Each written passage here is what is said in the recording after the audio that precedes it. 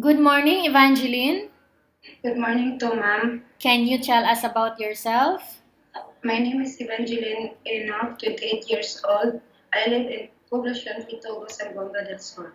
I have few questions for you to answer, so let's start. Okay, ma'am. Why do you want to work as a maid? Because I want to earn money and I can help my family also. Why you choose Malaysia, Evangeline?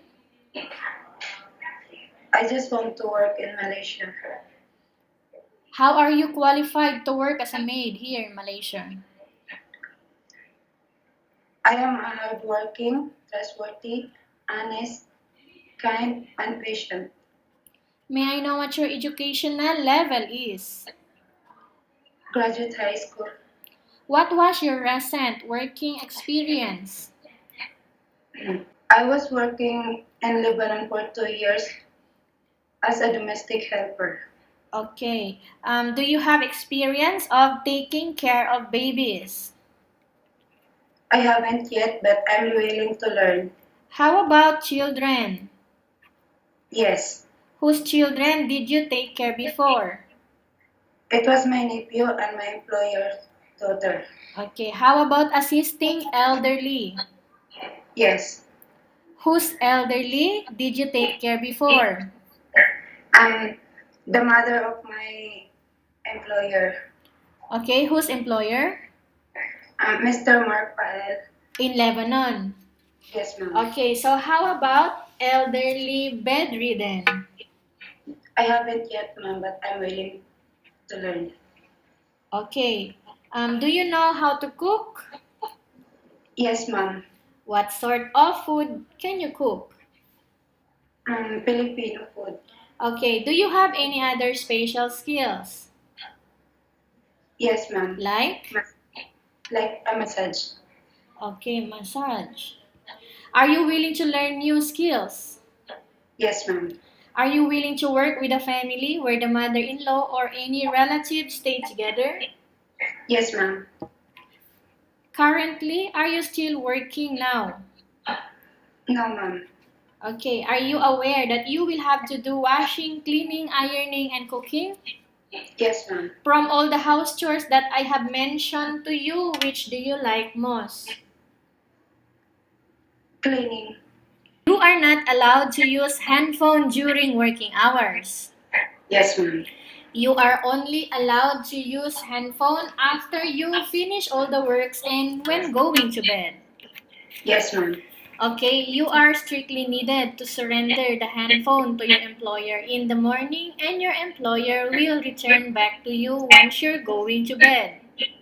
Yes, ma'am. If ever your employer finds out that you're abusing of using your handphone and it's affected your working performance, your employer will confiscate your handphone. Yes, ma'am. Are you agreed to the rules and regulation for the handphone? Yes, ma'am. How many years is the contract as you agreed and understands? Yes, ma'am. How many years is the contract as you agreed and understands? 2 years. Okay, can you describe for us your attitude, Evangeline? Um, I am honest, hardworking, trustworthy, kind, and patient. How can you assure to us that you will work hard here in Malaysia?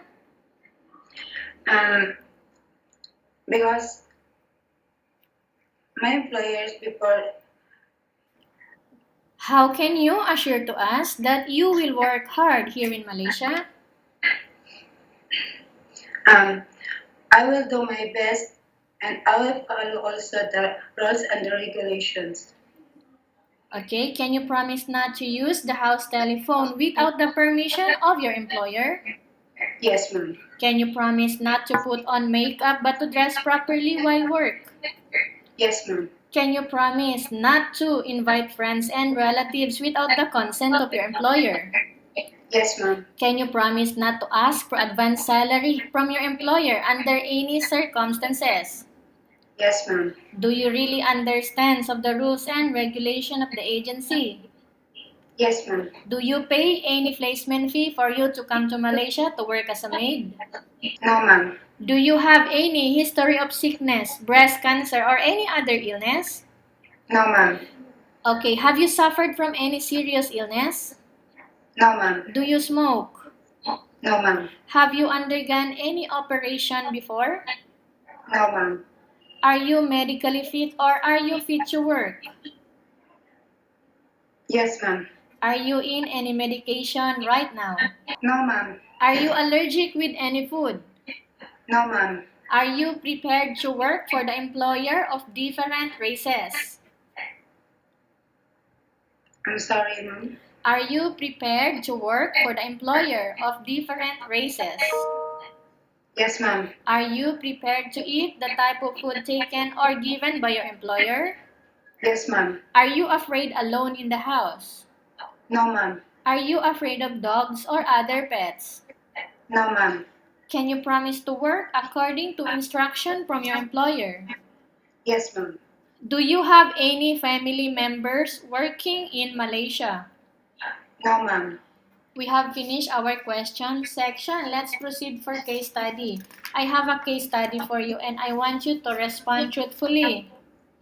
Okay, ma'am. Okay, Evangeline, upon arrival in Malaysia within 6 months only, if in case one of your family members passed away, what will you do? Um, I will try to ask to my employer if I can go home. If no, it's okay. Okay, so what help would you give to your family members who passed away? I will send money. If in case your employer right now is watching you, what do you want to tell them why the employer need to hire you? I'm sorry, ma'am. If in case your employer is watching you right now, what do you want to tell them why the employer need to hire you? um, Hi, ma'am, sir. If you hire me as a domestic helper, I promise you that I will not giving you a trouble. I will do my best. I will follow the rules and regulations that you give to me. Okay, thank you very much, Evangeline. We will update to your agency if there is any selection made by the employer. Oh, thank you, ma'am.